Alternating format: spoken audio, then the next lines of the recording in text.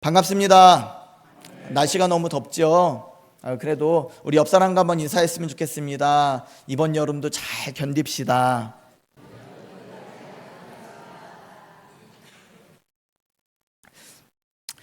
일을 하다 보면요, 직장 생활도 그렇고요, 교회도 그렇고요, 좀 많이 듣는 얘기가 뭐냐면 다들 그렇게 하잖아요. 원래 그렇게 해왔어요 라는 얘기인 것 같아요. 직장에서도 사업의 현장에서도 그런 말을 듣게 되어 있습니다. 우리는 이런 걸 관행이라고 하거든요. 예전부터 그래 왔으니까 계속 하던 대로 하는 것이죠. 그런데 어떤 관행은 마음 한구석이 참 불편해질 때가 있어요. 나만 다르게 하면, 그런데 그럼에도 불구하고 나만 다르게 하면 좀 튀는 것 같고 유별난 사람이 되는 것 같아서 참 말을 하기 어려울 때가 있습니다. 그런데 오늘 본문에서는요, 오늘 그런 말들 앞에서 멈춰선 느헤미야의 모습을 보게 됩니다. 그가 남긴 한 문장은요, 오늘 우리에게 함께 붙들 말씀인데요, 5장 15절의 핵심은 뭐냐면, 나는 하나님을 경외함으로 이같이 행하지 아니하였노라 라는 말씀이에요. 다들 그렇게 했지만 나는 그렇게 하지 않겠다는 거예요. 왜냐하면 성격이 유별나서도 아니고요, 자기가 특별히 의로운 사람이라서도 아니고요, 이유는 단 하나, 하나님을 경외함으로. 하나님을 경외함으로. 여러분, 알게 모르게 여러분들 세상 사람들의 관행에 따르지 않고 지금 여러분들도 멈춰선 순간이 있거든요. 그게 뭐냐면 예배의 시간이에요. 이 예배의 시간은요, 많은 사람들 대부분 이 쉬는 날 다 놀러 가고요, 자기 육체의 쉼을 위해서 쉬고요, 또 자기 사업하시는 분들은 이 주말에 얼마나 매출이 높아요. 그러니까 이 주말에 영업을 하거든요. 근데 여러분들은 하나님을 경외함으로 나는 그렇게 하지 아니하겠노라 라고 결단하고 나오신 거예요. 그래서 브루그만이라는 학자는요, 안식일은 저항이다 라는 책을 썼어요. 그게 뭐냐면 세상 사람들과 사는 방법대로 살지 않고 나는 멈춰서서 그렇게 살지 않기로 결단하는 거거든요. 여러분들 그렇게 오신 분들이에요. 그러니 주일에 교회 나오는 게요, 쉬운 일 아닙니다. 세상에 큰 물이 막 흘러가는데 나는 거꾸로 걸어오려고 하는 힘이거든요. 그러니 쉬운 일 아니에요. 근데 여러분들 오늘 이 자리에 앉아 있는 것은 이미 하나님께서 그 세상을 거스를 정도로 불러주시는, 또 부르시는 놀라운 성령의 은혜가, 인도하심이 있었는 줄로 믿으시기 바랍니다. 그냥 오게 된 게 아니에요. 하나님이 세상에 놀라운 힘에 거슬려서 나를 끌어주는 힘이 있었기 때문에 오늘 이 자리에 앉게 된다라는 것이죠. 그래서 오늘 말씀을 통해서요, 이 한 구절을 붙들고 세 가지를 나누려고 합니다. 첫 번째는 하나님을 경외하는 사람은 무엇을 거부하느냐, 그리고 또 무엇을 내려놓느냐, 그리고 궁극적으로 무엇을 구하느냐라는 것이에요. 오늘 본문을 이해하려면 5장의 이제 앞에 이야기들을 좀 기록들을 이해하고 있어야 되는데요. 느헤미야는 바사 왕국의 술 맡은 관원장이었어요. 무너진 예루살렘의 소식을 듣고 총독으로 파송됐고요, 성벽 재건을 위해서 열심히 일했던 사람입니다. 공사가 한창일 때 문제가 좀 생겼는데, 그게 뭐냐면 같은 형제들끼리 민장과 귀족들이 점점점 먹고 살기 어려워지니까 이제 빚을 내어주기 시작한 거예요. 사람들이 돈을 꾸면 돈을 꾸어주기 시작한 것이죠. 그러면 가운데 조금씩 재산이 점점점 불어나고 있었어요. 이게 문제인 거죠. 그리고 가난한 사람들은 쪼들리다 못해 이제 민장과 귀족들한테 자기 아들을, 자기 딸을 종으로 팔아넘기기 시작한 거예요. 어쩔 수 없었던 것이죠. 짐을 지고 있는 사람에게는 이 본문이 그래서 그런 어려운 상황 가운데 있었다는 것입니다. 이 본문은 권리를 가진 사람에게는 또 그것 좀 내려놓으라는 말씀으로 들리기도 하지만, 짐을 지고 있는 사람에게는 하나님이 그 부르짖음을 들으신다는 좀 위로가 있어야 될 것이에요.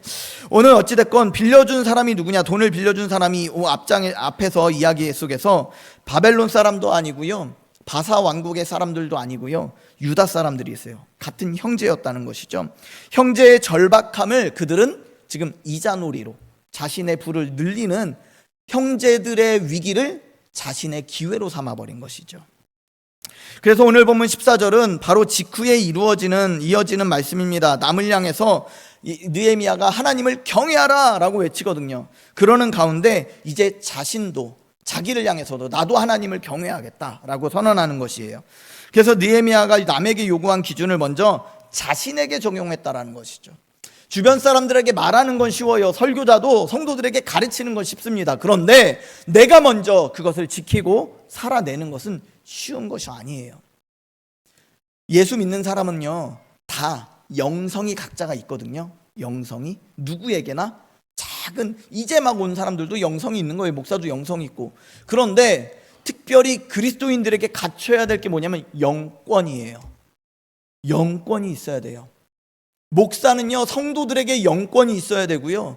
또 목자는 목원들에게 영권이 있어야 되고요. 장로님들은 성도들에게 영권이 있어야 되고요. 부모도 자녀들에게 영권이 있어야 돼요. 그러려면 내가 말하는 대로 살 수 있어야 돼요. 그리고 하나님을 경외하는 삶을 보여주어야 해요.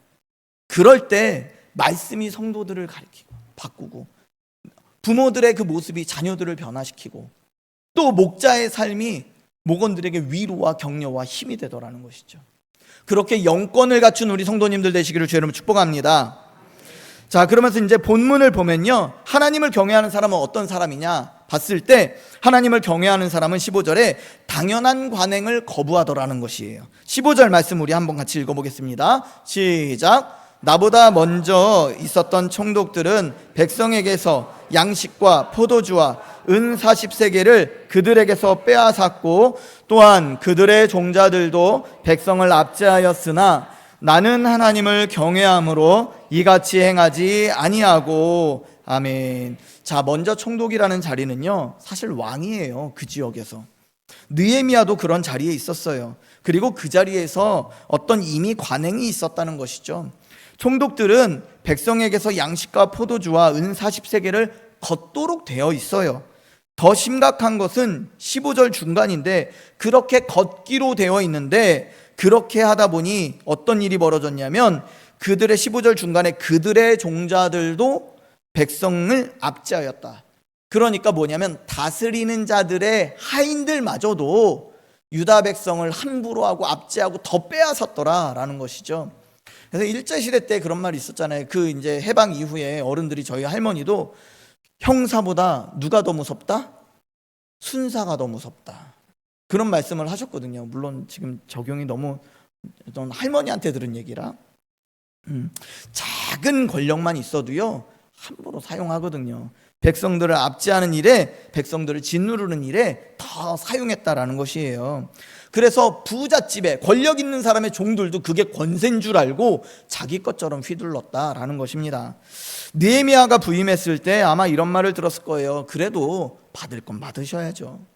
왜냐하면 그 귀한 일을 감당하시려면 받을 건 받으셔야 종들도 부리고 봉급도 주고 아랫사람들도 부릴 거 아닙니까? 라고 얘기할 수 있는 것이죠.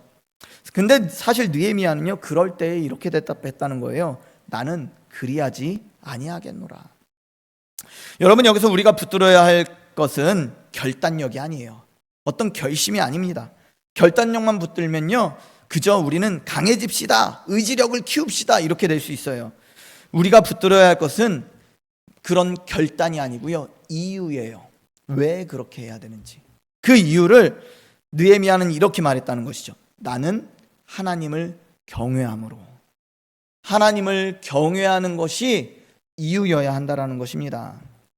자, 그렇다면 하나님을 경외한다는 것은 무엇이냐면, 간단히 말하면요, 사람의 눈보다 하나님의 눈을 두려워한다는 것이에요. 관행이 무서운 것은 무엇이냐면요, 아무도 문제를 삼지 않아요. 문제인 걸 알지만 옆 사람도 그렇게 하고, 내 아버지도 그렇게 했고, 내 선배들도 그렇게 했고, 내 후배들도 앞으로 그렇게 할 거니까 문제인 건 알지만 아무도 문제 삼질 않아요. 그게 문제인 거예요. 다들 그렇게 하니까, 들켜도 나만 그런 게 아니니까 다 암묵적으로 덮어줘요. 그렇게 하지 않으면 일이 안 된다고 합니다. 그렇게 하지 않으면 먹고 살 수가 없다고 합니다. 그렇게 하지 않으면 사업이 안 된다고 합니다. 그렇게 하지 않으면 교회 일이 안 된다고 합니다. 오직 하나님의 눈을 의식하는 사람만이 그 자리에서 멈춰설 수 있는 거예요.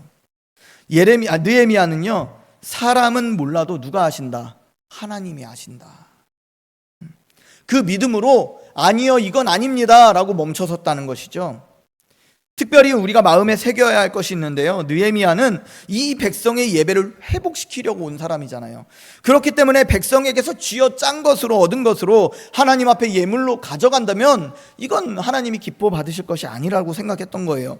그래서 이사야 1장에 보면 하나님 앞에 헛된 재물을 가져오지 말라고, 악한 행실을 버리며 정의를 구하라고 권면하거든요. 하나님은 예배당 안의 모습과 밖의 모습을 따로 보지 않는다라는 거예요. 하나님은 우리의 한 주간의 삶을 통해서 예배를 받으시는 거예요. 지금 얼마나 우리가 하나님 앞에 거룩하고 단정하게 앉아 있느냐가 더 중요한 것이 아니라 한 주간의 삶을 어떻게 살았느냐가 하나님 앞에 더 중요하다라는 것이죠. 이번 한 주간에요, 다들 그렇게 하니까 하고 그냥 넘어가던 일이 있다면 한번 떠올려 보시기 바랍니다. 또 오늘 전도회 있죠. 또 교제가 있어요. 그러면서 우리가 떠올려 봤으면 좋겠어요. 늘 하던 거니까. 어차피 남들도 남의 얘기 다 하잖아. 어차피 저 사람도 싫어하니 나도 싫어하는 게 당연한 거잖아. 다 이렇게 해왔잖아 라고 하던 일을 한번 멈춰서서 이게 맞을까 고민하는 시간이 있었으면 좋겠습니다. 어떤 것은 작은 거짓말일 수도 있고요, 어떤 부분에선 눈 감아주던 계산일 수도 있고요, 어떤 것은 뒤에서 하던 말일 수도 있습니다. 혹시 이미 타협한 일이 떠오르더라도 낙심하지 마시고, 주님은 우리를 정죄하려 부르신 것이 아니라 십자가의 은혜 안에서 다시 하나님 앞에 거룩한 백성으로 세우시기 위해 부르셨다는 것입니다. 그 은혜를 붙들고 이번 주에 이렇게 말해봤으면 좋겠습니다. 나는 하나님을 경외함으로 이렇게 하지 않겠습니다. 그래서 오늘 이 말씀을 듣고 여러분들의 한 주간의 삶을 들여다보시고, 또 우리 교회 안에 교제하면서 작은 행동들, 우리 안의 문화들을 좀 이게 맞을까 점검해 보시기 바랍니다. 저도 이 말씀을 준비하면서 이미 사실 했던 결심이 있거든요. 아무도 저한테 이렇게 말하거나 그러면 안 된다 가르치거나 하지 않아요. 그리고 모든 선배님들도 그렇게 하지 않습니다. 그게 뭔가 생각해 봤더니 딱 하나 있더라고요. 목회활동비. 목회활동비 쓰는 거 사실은요, 사례 안에서 더 보태서 주시는 것처럼 관례상 그렇게 사용하거든요. 그 목사님들 활동하면서 다 쓰는데, 제가 여기 부임한 이래로 아무도 시키지 않았어요. 그런데 목회활동비는 목회하면서 써야 되는 게 맞다고 생각을 해서 제 나름대로 영수증 처리를 하고 있어요. 물론 못하는 부분도 있어요. 그냥 중빙 처리가 안 되는 부분들도 있지만 그래도 기록을 남겨서 어디에 돈이 흘러갔는지 남기고 있어요. 아무도 시키지 않았어요. 그리고 누구도 그걸 어떻게 쓰냐고 묻지도 않아요. 그리고 다 여지껏 그렇게 하지 않아 왔어요. 그래도 저부터 시작하려고 그래요. 여러분들도 여러분들 안에서 문화가 정직해야 되고요, 깨끗해야 돼요. 그래서 우리 안에 거룩하지 않은 문화가 있다면 누가 뭐라 하지 않아도 하나님이 아시잖아요. 그래서 그 하나님이 보신다는 것, 하나님을 경외함으로 여러분들이 하는 작은 거짓말, 작은 죄도 민감하게 반응하시고, 우리 안에 이 사람도 하고 저 사람도 하니 괜찮은 것이 아니라, 우리 부모님도 했으니 나도 괜찮은 것이 아니라, 정말 이게 맞을까? 다시 한번 돌아보시고 내가 하나님을 경외하는 것을 회복해서 나는 그렇게 하지 않겠다. 근데 혼자만 하면 힘들거든요. 같이 전도회 하면서 그런 문화들을 우리 이 부분은 개선해 갑시다 라고 함께하면 그 결단력이 훨씬 더 증폭되거든요. 그래서 우리 안의 문화들이 언젠간 어둠의 문화로 스물스물 올라온 것들을 과감하게 잘라내시는 우리 성도님들 되시기를 주의 이름으로 축복합니다.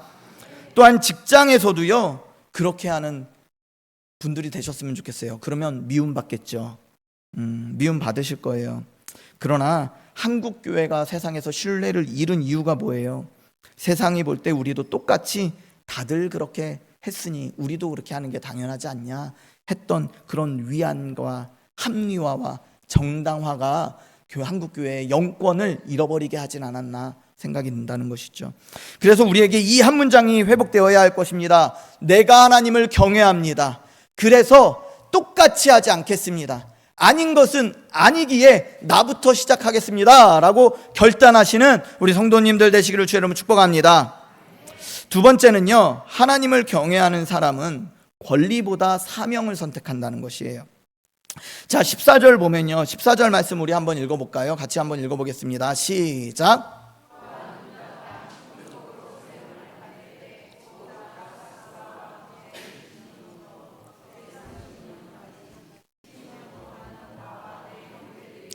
총독의 녹을 먹지 아니하였느니라. 아멘. 자, 여기서 짚어야 될 게 있는데요, 12년 동안 총독의 녹, 이건 뭐냐면 월급이에요. 정해진 연봉, 그걸 받지 않았다라는 거예요.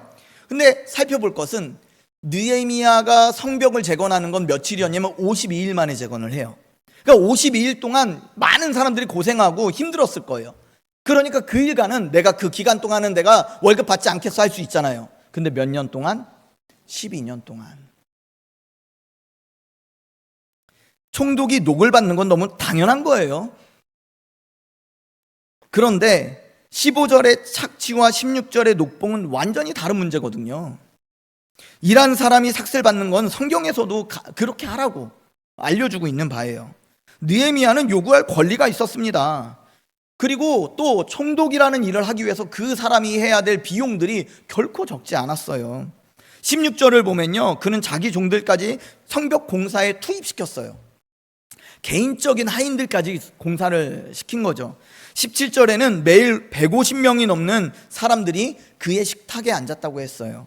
그게 먹을 걸 공급해야 되잖아요. 임금을 줘야 되잖아요. 나는 안 받더라도 일하는 사람들은 줘야 되잖아요. 18절에 그 비용이 나오는데 그 비용이 무려 매일 소 한 마리, 살찐 양 6마리, 닭들 열흘에 한 번씩 각종 포도주가 공급됐다는 거예요. 이것은 개인의 사치가 아닙니다. 총독으로서 당연히 공적인 업무 비용이에요. 백성들에게 세금을 걷었다면 누구도 부당하다고 말하지 못했을 거예요. 왜냐하면 당연히 받아야 됐고 써야 될 돈이었거든요. 그런데 느헤미야는 그것을 요구하지 않았다는 거예요. 18절 마지막에 그 이유가 나오는데 그 이유가 뭐냐면요, 이 백성의 부역이 뭐했다? 중함이더라. 목사가 착각할 때가 있어요. 전도하는 일에, 선교하는 일에 대의 명분을 가지고 교회를 막 끌고 가는 때가 있어요. 그러다 보면 하나님 앞에 당연히 해야 될 거라고 생각이 들어요. 그리고 선교 편지를 보면 물질도 흘려보내야 될 것 같아요. 그리고 그 귀한 일에 성도들이 동참하는 게 상당히 복된 일이라고 생각합니다. 그런데 오늘날 은퇴하시는 목사님들의 뒷모습을 보니까요, 교회와 관계가 많이 안 좋을 때가 있어요. 그런 분들 보면 대체로 어디서 놓치셨냐면 성도들의 형편을 살피지 못했을 때. 당연히 선교해야죠. 전도도 해야죠. 복음도 전해야죠. 교회에 대해 중요한 일들, 영적인 일들 감당해야죠. 그런데 그 이전에 성도들이 그 삶이 무겁고 힘들진 않은지 돌아보지 않아서, 그래서 마지막에 참 갈등이 증폭되는 것들을 보게 되더라는 것이죠. 우리가요, 하나님 앞에 서서 하나님 앞에 바른 것을 행하는 것도 중요해요. 그런데 옆 사람도 돌아보셔야 됩니다. 옆 사람들이 힘들어하진 않는지. 이게 맞잖아요. 교회가 이렇게 해야 되잖아요. 하나님 앞에 이게 옳은 거잖아요. 하더라도 주변 사람들이 힘들어하진 않는지 돌아보셔야 돼요. 목사도 교회 안에 하나님 앞에 이렇게 나아가야 합니다 하지만 그러면서도 성도들이 지금 힘들진 않은지. 느헤미야는요, 이 균형을 너무 잘 맞췄던 사람인 것 같아요. 어디 목사뿐이겠어요. 우리도 마찬가지 아닐까요? 여러분, 여기가 오늘 설교의 심장입니다. 느헤미야는요, 당연한 권리를 포기하는 방식으로 자기 사명을 증명했어요. 그는 마음에 자기 실현을 하는 것이 아니었어요. 하나님 앞에 내가 인정받는 것도 아니었고요, 자기 명예도 아니었어요. 자기 노후도 아니라 오직 하나, 무너진 백성을 세워가야지. 여기서 우리 예수 그리스도도 그랬잖아요. 주님은 하나님과 동등됨을 취할 것으로 여기지 아니하시고 자기를 낮춰서 십자가에서 죽기까지 복종하셨다는 것이죠. 느헤미야는 12년을 내려놓았지만 우리 주님은요, 십자가에서 자기 모든 것, 생명을 내려놓으셨다는 것이에요. 그러므로 우리가 권리를 내려놓는 것은요, 억지로 손해보는 일이 아니라 이미 우리를 위해 모든 것을 내려놓으신 그리스도를 닮아가는 일이다라는 것입니다. 여러분, 오늘 우리의 신앙은 어디를 향해서 있습니까? 교회에서 내가 마땅히 받아야 될 인정을 못 받는다고 서운하진 않으세요? 가정에서도 내가 이 집에서 얼마나 희생했는데, 내가 아버지인데 그것도 못해, 내가 아이들을 위해서 얼마나 했는데 내가 아이들한테 이것도 요구 못해? 라고 그 마음의 어느 한켠에 자리 잡고 있진 않느냐라는 것이죠. 내가 이 직장에서 내가 어떻게 했는데, 내가 이 교회에서 그동안 얼마나 헌신했는데 내가 이것도 요구 못해? 내가 이런 인정도 못 받아? 물론 그 마음이 잘못됐다는 것은 아닙니다. 사람이라면 당연히 마음이 아플 수 있습니다. 다만 그 아픔이 우리를 하나님으로부터 멀어지게 하지는 말자라는 것이죠. 다시 주님 앞에 가져가자는 거예요. 오늘 느헤미야가 우리에게 물어보고 있는 거예요. 내 권리는 무엇입니까? 내 권리를 먼저라고 생각하진 않으십니까? 그리고 여러분들의 사명이 무엇입니까? 라고 물어보는 것이죠. 물론 이 말씀은 부당한 폭력이나 착취를 계속 참고 견디라고 말씀하는 것이 아닙니다. 오늘 말하는 권리의 내려놓음은요, 강요된 희생이 아닙니다. 복음 안에서 자유롭게 선택하시라는 것입니다. 이번 한 주간 내가 당연히 요구할 수 있는 것 하나를 공동체를 위해서 한번 내려놓아 봤으면 좋겠습니다.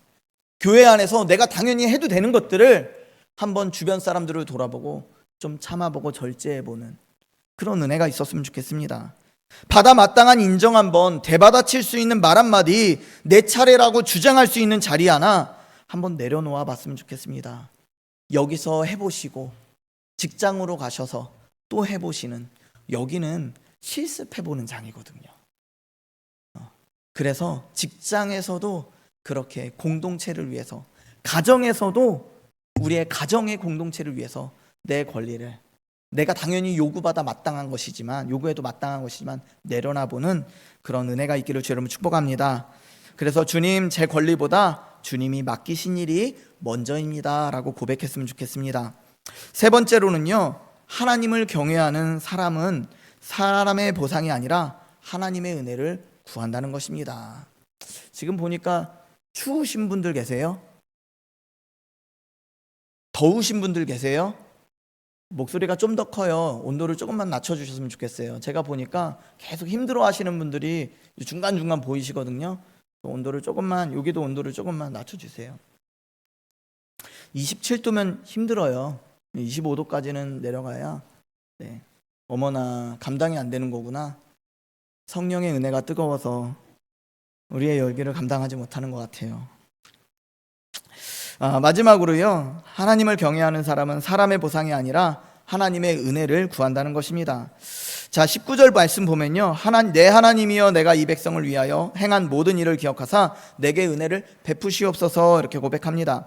자, 처음 읽으면 의아해요. 제가 이만큼 했으니 알아주세요 라고 말하는 것 같아요. 꼭 공치사하는 것처럼 보이거든요. 자, 그런데 그렇게 하지 않은 거예요. 이건 다른 관점으로 봐야 되는데, 먼저 보면요, 느헤미야가 이렇게 향했던 그 말의 대상이 누구냐라는 거예요. 사람이 아니었어요. 하나님이었다는 것입니다. 느헤미야는 12년을 헌신하고도 백성들에게 내가 이렇게 했는데 라고 광고하지 않았다는 것입니다. 오직 하나님께만 아랬다는 것이에요. 우리는 어떠냐는 것이죠. 누구에게 호의를 베풀면 알아주길 바랍니다. 또 도움을 주었으면 고마워하기를 기대합니다. 그것이 돌아오지 않을 때 마음이 또 서운하고 실망도 됩니다. 그런데 사람에게 보상을 기대하는 순간 사실은요, 우리의 헌신은 거래가 되는 거예요. 두 번째는요, 느헤미야가 구한 것이 뭐냐라는 거예요. 느헤미야는 내가 이만큼 했으니 보상, 또 대가를 원한 것이 아니라 은혜를 구하고 있다는 거예요. 내게 갚아주소서가 아니라 내게 은혜를 베풀어 주옵소서. 은혜라는 말은요, 자격 없는 자에게 베푸시는 하나님의 호의를 얘기하거든요. 12년을 바친 사람에게 마지막 구한 것이 하나님 내가 이만큼 했으니 갚아주세요가 아니라 하나님 내가 이렇게 했습니다. 그런데 나에게 은혜를 베풀어 주세요. 우리의 헌신이 하나님께 기억되는 근거도 결국 우리의 공로가 아니고요, 이미 그리스도를 통해서 우리가 하나님께 연락된 하나님의 자녀가 되었다는 그 은혜거든요. 느헤미야를 처음부터 읽어보시면요, 이 사람은요 인생 자체가 기도였어요. 그래서 제가 부임 설교를 마치고 느헤미야를 고른 것도 이 사람의 인생이 우리의 인생이 되었으면 좋겠다라는 것이었거든요. 이 사람 보면요, 느헤미야는 1장 4절에 보면 예루살렘의 소식을 듣고 금식하며 기도했고요. 그 다음에 2장 4절에 보면 왕 앞에서 대답하기 전에 하늘의 하나님께 기도했고요. 또 4장 4절과 6장 9절에 대적의 조롱과 위협 앞에서도 이 사람은 기도했어요. 그리고 우리가 앞으로 볼 13장에서도 내 하나님이여 나를 기억하옵소서라고 반복하면서 기도하는 모습이 보여집니다. 물론 여기서 우리가 오해할 수 있어요. 그런데 정리하자면 그러면 우리는 기도만 하면 다 되느냐라고 한다면 느헤미야는 그런 사람은 아니었어요. 느헤미야는요 성벽을 직접 쌓았고요, 관행을 고쳤고요, 귀족들을 꾸짖었고 12년을 헌신했다라는 것입니다. 그는요 부지런히 손으로 일했어요. 발로 일했어요. 그런데 그 일을 이루신 것은, 그 핵심은 뭐였냐면 그는 손으로 일했지만 그러나 문제를 해결하는 건 무릎 꿇어서 해결했다라는 것이죠. 손발로 부지런히 뛰지만 문제는 하나님 앞에 무릎 꿇어서 해결받았다라는 것입니다. 우리도 그렇습니다. 우리는 아무것도 하지 않는 사람들이 아니라 우리가 하는 모든 일의 결과를 하나님께 맡기는 사람들이에요. 내 지혜와 내 목소리로 끝을 보려고 하는 순간 가정도 교회도 흔들리는 거예요. 그래서 교회 안에 문제가 생겼을 때 가장 먼저 해야 할 일은 회의가 아니라 기도가 되어야 합니다. 이번 한 주간 아무도 모르는 섬김 하나를 해보시기를 권해드립니다. 말하지 마시고 알리지 마시고 사진도 남기지 마시고 그리고 나서 하루를 마감하며 그날 밤에 이렇게 기도했으면 좋겠습니다. 내 하나님이여 이것을 기억하시고 제게 은혜를 베푸시옵소서. 그 기도를 드려본 사람은 알아요. 사람이 알아주는 것보다 하나님이 기억하시는 것이 얼마나 더 큰 상급인지를 알게 된다는 것이죠. 그래서 기도도요 후렴구가 있어요. 느헤미야의 기도의 후렴구는 하나님 기억해 주옵소서. 하나님 기억해 주옵소서. 우리의 기도의 후렴구는 하나님 고쳐주세요, 하나님 낫게 해주세요, 하나님 채워주세요. 이게 후렴구일 수 있잖아요. 잘못됐다는 게 아니고요, 오늘 느헤미야는 그 후렴구가 너무 아름다운 것 같아요. 하나님 기억해 주옵소서. 그래서 내게 은혜를 베풀어 주옵소서. 이 기도가 여러분들 가운데 차고 넘치기를 주의 이름으로 축복합니다. 사랑하는 성도 여러분, 오늘 말씀은요 우리에게 한 가지를 묻습니다. 너는 하나님을 경외하는 그 한 사람이 되겠느냐 질문하고 있는 거예요. 느헤미야는요 다들 그렇게 하는 자리에서 멈춰섰고요, 받을 수 있는 권리를 내려놓았습니다. 사람의 인정이 아니라 하나님의 은혜를 구했어요. 그 한 사람을 통해서 하나님은 무너진 성벽을 다시 세우셨다는 것입니다. 우리도 대단한 자리에 앉아 있어야 하는 것이 아닙니다. 내 가정에서, 일터에서, 교회에서 오늘 내가 서 있는 그 자리에서 시작하시면 되는 것입니다. 나는 하나님을 경외함으로 그렇게 하지 않겠습니다 결단한 우리 성도님들 되시기를 주의 이름으로 축복합니다. 그리고 이 작은 고백이 무너진 시대를 다시 세우는 하나님의 일하심의 시작이 될 줄로 믿습니다. 그리고 이 결단은 우리의 의지에서 나오는 것이 아니라는 것입니다. 우리를 살리시려고 자기 권리를 내려놓으시고 십자가를 지신 주님의 은혜가 우리를 새롭게 하여 주실 줄로 믿습니다. 그러므로 오늘 이번 한 주간 우리의 악한 관행을 하나님 앞에서 멈추시는 은혜가 있기를 주의 이름으로 축복합니다. 당연한 권리 하나를 내려놓으시기 바랍니다. 아무도 모르는 섬긴 하나를 공동체를 위해서 또한 행하시는 우리 성도님들 되시길 바랍니다. 하나님께서 이 시대를 다시 세우실 때 기꺼이 쓰임받는 그 한 사람이 바로 여러분이 되시기를 주의 이름으로 축복합니다.